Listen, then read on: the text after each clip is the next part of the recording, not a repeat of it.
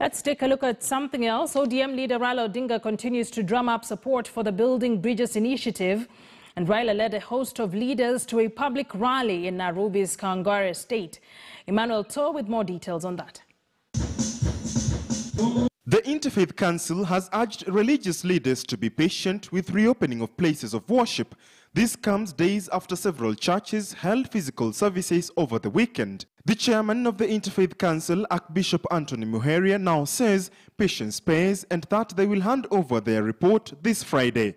Things will take their time, but above all, let us really do this well and do it in a way that we will safeguard totally our people, safety of our people, of our faithful, that when we do open the churches, there will be a safe environment.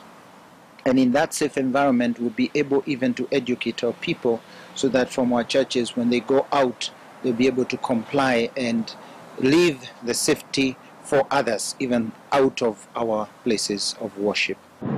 The Supreme Council of Kenya Muslims, SUPKEM, has taken issue with the reproductive bill that is currently before the Senate, saying that it, among others, lacks clarity and should be withdrawn altogether.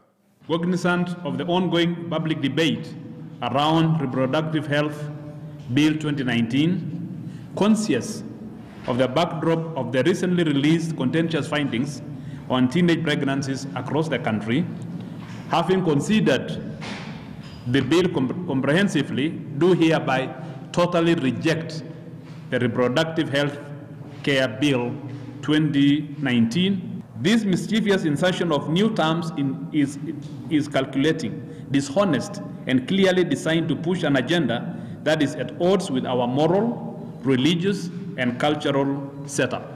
And KRA manager Joseph Chege Gekonyo and his wife Lucy Kangai have denied a charge of fraudulent failure to pay taxes and released on a cash bill of 5 million shillings or an alternative bond of 10 million shillings.